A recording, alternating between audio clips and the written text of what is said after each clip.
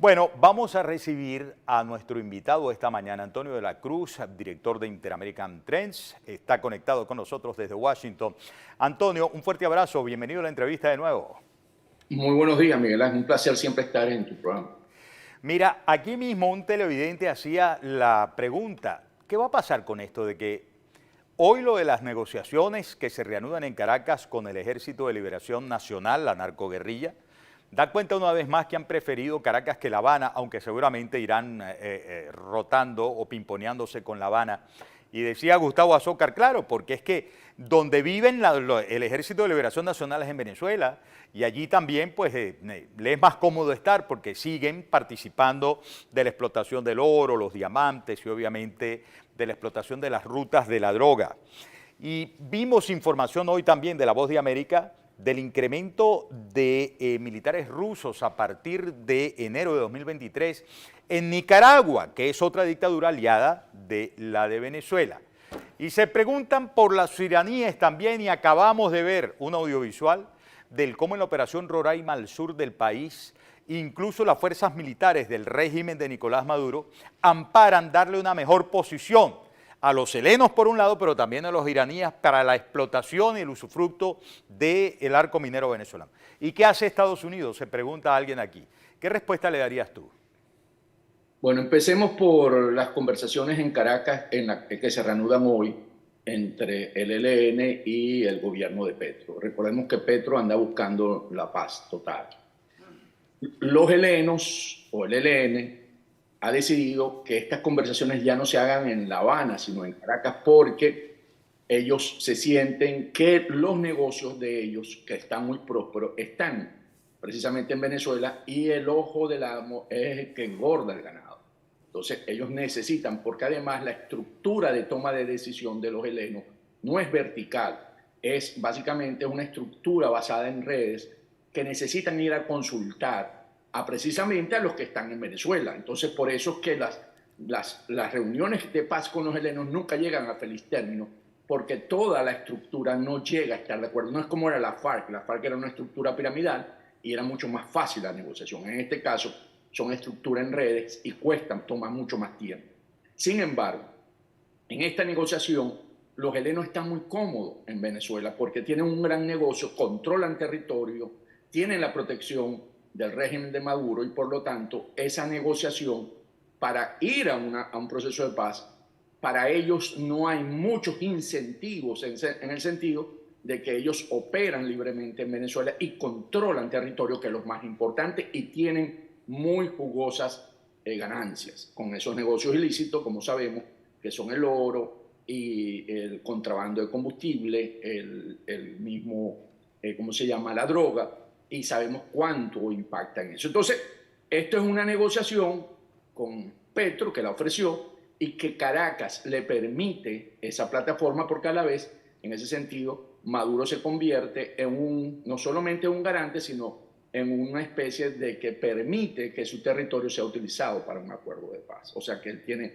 ahí en ese momento un cierto apalancamiento frente al mundo internacional. O sea que para resolver el problema de los helenos tienes que pasar por Caracas. Claro, pero fíjate, Antonio, Gustavo Petro por lo menos públicamente insiste en que hay que desmontar las estructuras de lo que él llama el multicrimen, dentro de los que pues, incluye a los helenos y a las disidencias de la FARC y tal. Pero mucho hemos leído del cómo esto de la política de paz total de Petro realmente lo que persigue es la impunidad total, porque yo no sé si tú estarías pensando que desde Venezuela se va a desmontar al multicrimen los negocios del Ejército de Liberación Nacional, de las disidencias de la FARC que se han caído a plomo en territorio venezolano los unos con los otros, y saldría ganando la paz de Colombia. Yo no lo veo. Yo tampoco. Yo coincido contigo en eso de que no hay tal posibilidad. Por eso que te estoy diciendo, porque los helenos están muy cómodos en Venezuela y no tienen por qué llegar a un acuerdo de paz. Podrían conseguir impunidad para poder, de hecho, las 17 líderes del ELN que están en Caracas, la Fiscalía de Bogotá le dio como en este momento carta blanca para que pudieran no ser porque tienen causados, no pueden ser capturados porque tienen la protección hoy de la fiscalía. Entonces, en ese sentido, andan buscando eso. Y Petro lo que busca en ese sentido es poder tener entre Venezuela y Colombia un espacio que no sea considerado un espacio de narcotráfico en términos de tener persecuciones, pero va a ser muy difícil porque el Comando Sur de los Estados Unidos definitivamente tiene monitoreada esa zona y entiende de dónde son los flujos de drogas y hacia dónde van esos flujos a Europa. Y como si vemos Venezuela y Colombia tendrían una salida al Atlántico, una salida al Pacífico y una salida al Caribe. Entonces, se darían todas las condiciones para esa organización criminal de poder operar a sus anchas. No solamente convertirse Venezuela en un hub, que hoy es, sino también poder operar impunemente en ambos territorios. Bien, vamos a hacer la primera pausa. Parece que apenas comenzamos a responderle al televidente, porque el televidente dice lo de las narcoguerrillas, pero menciona también las posiciones de los rusos, las posiciones de los iraníes. ¿Y qué hace Estados Unidos? Mencionaste al Comando Sur, monitoreando toda esta zona, pero a la hora de lo fáctico, a la hora del cómo realmente ponerle coto al avance de todas estas organizaciones criminales, ¿qué saldo podemos tener o qué podemos esperar? Antonio de la Cruz está con nosotros, amigas y amigos, en la entrevista. Vamos a la pausa y ya venimos con más.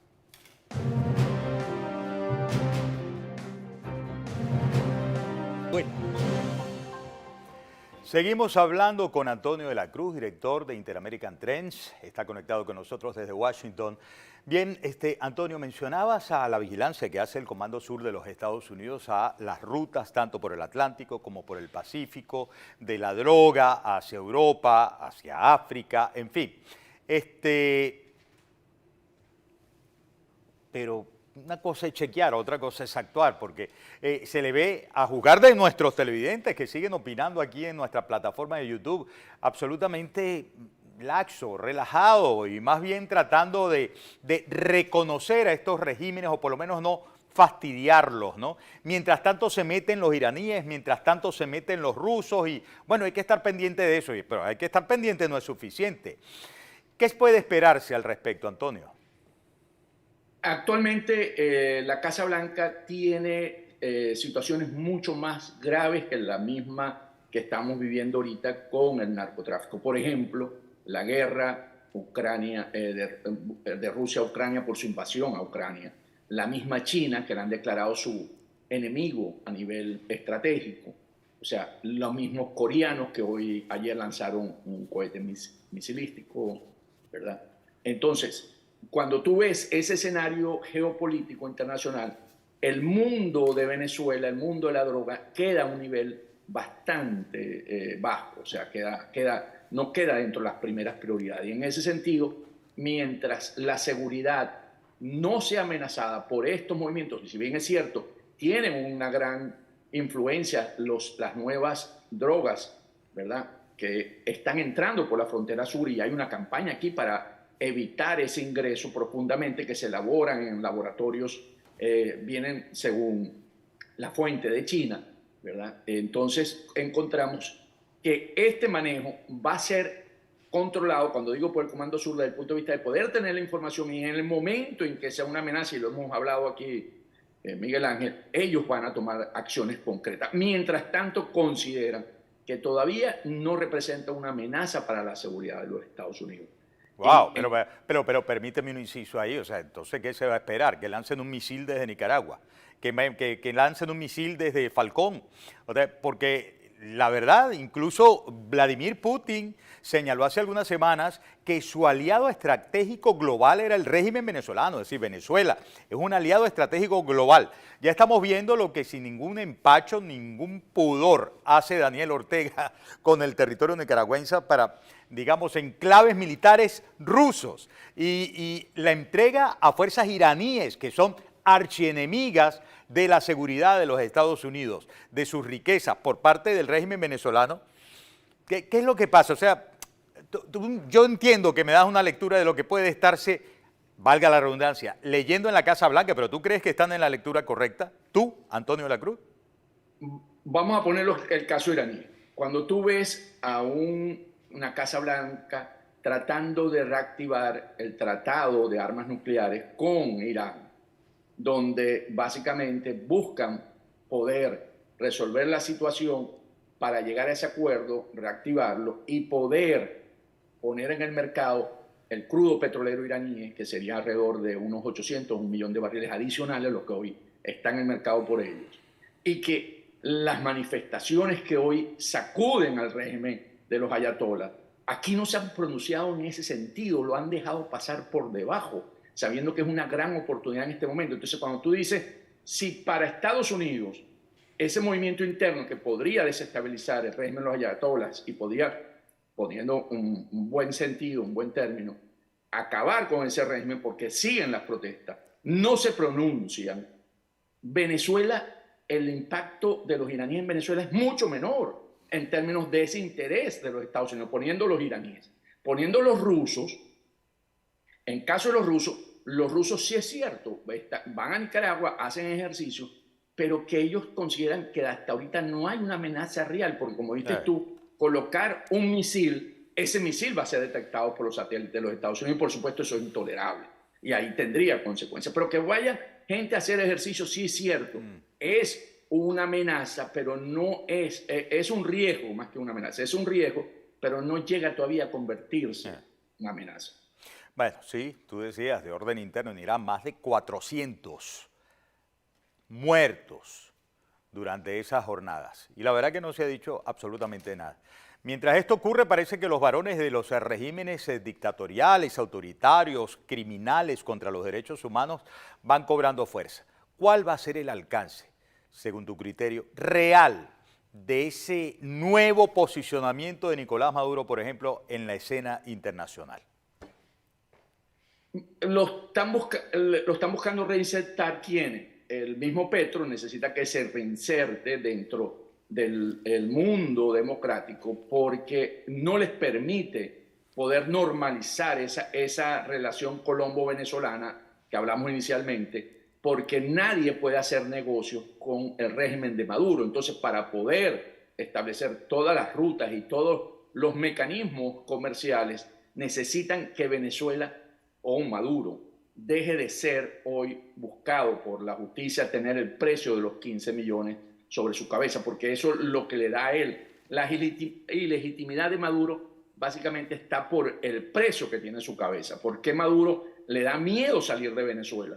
Porque sabe que cualquier grupo que quiera cobrar esa recompensa podría hacerlo, porque a lo mejor no ponen la alerta en Interpol, pero si hay un grupo de esos que se conocen de élite y quieren cobrar una recompensa que en Venezuela no significa nada por los volúmenes que maneja el narcorrégimen en términos de financiamiento, pero para estos grupos, ¿verdad?, de acciones especiales sí representa una buena recompensa. Entonces, eso es básicamente lo que a Maduro le preocupa. Y en ese sentido, moviéndonos un poquito hacia adelante, yo creo que Maduro hoy está pidiéndole a los Estados Unidos que vean a ver cómo resuelven esa causa del precio que tiene a su cabeza, porque se habla de lo que él busca en la inmunidad, pero la inmunidad se traduce en dinero. Y si tú le consigues retirar eso a Maduro, Maduro se sentiría mucho más confiado en términos de poder viajar tranquilamente internacionalmente. Pero claro, sería otra vez en la cual una orden ejecutiva se intrometería en un asunto del Departamento de Justicia, del sistema de justicia de los Estados Unidos. Vamos a la pausa. Al regreso, ya que hablas de esto, te pregunto qué tan condicionante va a terminar siendo frente a la posibilidad de que se reinicien las negociaciones en México, que por cierto, durante las últimas horas, y nos dirás al regreso si tú lo tienes más consolidado o no, se dice que será 24 y 25 del mes de noviembre, es decir, al final de esta misma semana, cuando se reanuden las negociaciones en México. Antonio de la Cruz está con nosotros, presidente de Interamerican Trends. No se muevan de ahí, ya venimos con más.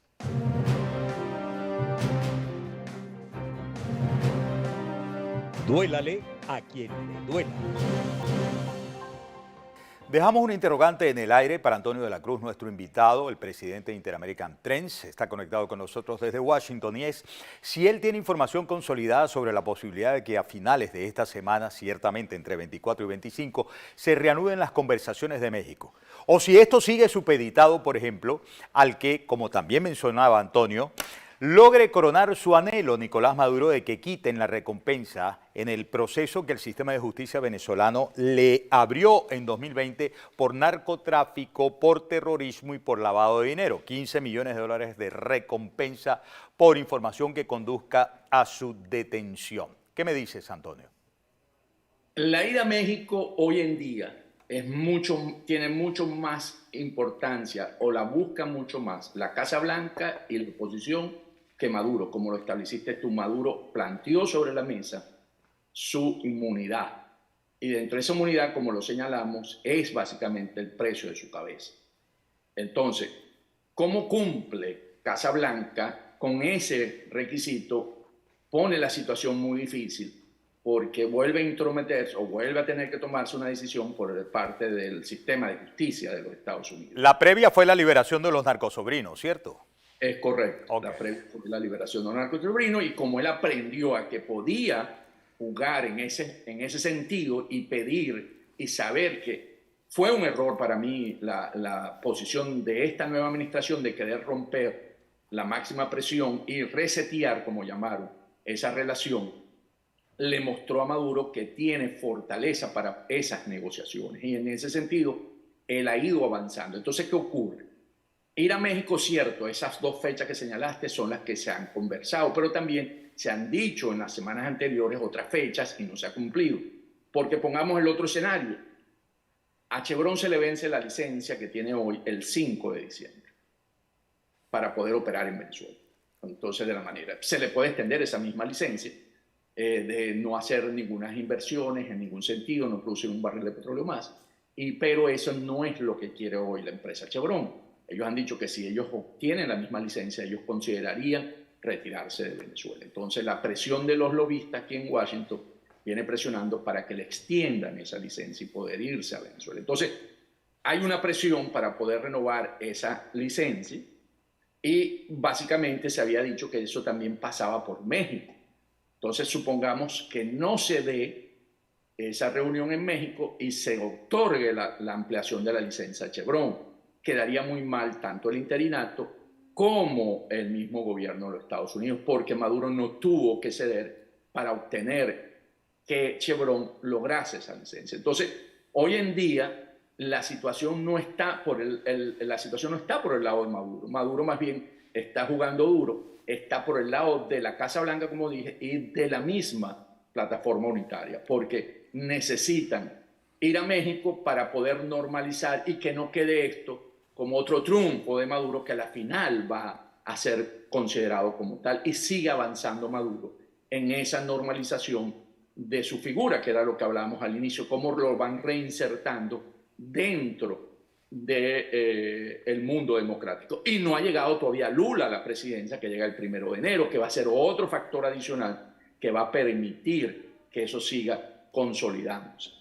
Ahora, claro, todo dependerá de si esa reinserción en el mundo democrático pasa por el abandono de su dependencia de las actividades ilícitas. Recordemos el trabajo de Transparencia Venezuela y Transparencia Internacional. Cerca de un cuarto, cerca de un 25% de los ingresos actuales que maneja Nicolás Maduro tiene que ver con contrabando de gasolina, contrabando de crudo, violándose las sanciones, narcotráfico, primero que nada, y cosas por el estilo. Ahora te pregunto yo, en este escenario de me lo gano todo y no entrego nada a favor de Maduro, ¿pudiera estar en juego lo que hemos conocido durante los últimos días de un escenario en el que en un cronograma electoral quede establecido que Maduro no sea el candidato? Es decir, bueno, sí, está bien, te quito la recompensa de encima, te quito ese peso, te doy esa inmunidad, pero tú no vas a ser el candidato. ¿Eso está realmente planteado? Esa fue una propuesta por parte de la Casa Blanca para poder conseguir esta vía de solución, ¿no? De que no te lo llevas todo y podría suceder. Pero, sin embargo, en esas conversaciones eso no ha prosperado mucho, ¿okay? Porque se llegó a conversar que posiblemente el candidato podría ser la cava frente a este escenario si Maduro no fuese, porque por supuesto Maduro buscaría tanto quién sería el candidato por el oficialismo como por la plataforma unitaria, o sea, quienes podrían garantizarle a él esa misma inmunidad de los 15 millones, pero ya con un gobierno en Venezuela legitimado de origen por las elecciones, que no sea una amenaza para él, porque definitivamente los casos de lesa humanidad sí no son negociables. Esos casos van a seguir, es un proceso lento, pero eso no es negociable en este momento, aunque en una intervención que tuvo Diego Arria en un programa al mediodía, él dijo que el único que podía mover eso era el Consejo de Seguridad Nacional de la ONU. Entonces, es difícil, que no ha ocurrido, pero dijo que ese era un mecanismo si se quisiera paralizar, ¿no? Que se paraliza la parte de la CPI. Entonces, si vemos este escenario como lo has planteado, Miguel Ángel, podríamos estar viendo un Maduro que consigue su inmunidad, que puede negociar que no sea él el candidato, cosa que a mí me cuesta creerlo, porque él sabe que su inmunidad la garantiza él mismo, ¿verdad? Y que en Venezuela se dé un proceso donde medianamente puedan haber unas elecciones y donde él se legitime de origen, porque esas elecciones van a ser validadas por la Unión Europea, la misma comisión que fue en las elecciones de gobernadores y alcaldes. Y en ese sentido, pienso que una vez que él logra la legitimidad de origen, ya las sanciones económicas se suspenden, ¿okay? Porque la razón de las sanciones económicas fue básicamente por ser un presidente ilegítimo, un presidente usurpador. Y una vez que pierde esa condición, estas sanciones y Venezuela, entonces ya no solamente se reinserta él, sino se reinserta Venezuela al concierto de las naciones democráticas para hacer todos los negocios que ocurren. ¿Y qué escenario podría ocurrir? Como lo señalaste, hoy el 25% del PIB, del Producto Interno Bruto, vienen de estas actividades ilícitas. Un escenario como el de México, que sabemos que la droga fluye, funciona y que a AMLO, López Obrador, no se enfrenta. Entonces tendríamos organizaciones criminales operando en Venezuela con los negocios ilícitos, porque una vez que esos negocios generan esas utilidades, muy difícil, controlan estructuras de poder, que es lo que pasa en Venezuela, desmontarlo. Va a tomar mucho tiempo y unos gobiernos con una determinación de poder enfrentar esa situación, cuando hoy tenemos a Colombia y a Venezuela tomados por estructuras, para no poner, porque tenemos un gobierno en Colombia, pero un régimen en Venezuela por estructuras que hoy ejercen fuerza y poder en esos regímenes y gobiernos. Bueno. Antonio, te agradezco mucho, como de costumbre, tu participación en la entrevista. Un fortísimo abrazo, gracias por tus explicaciones y esperamos la próxima vez. Que estés muy bien. Gracias, feliz Día de Acción de Gracias. Bien, amigas y amigos, igual para ti. Ya lo escucharon, paren la oreja, saquen sus propias conclusiones, así van las cosas. Vamos a la pausa y ya venimos.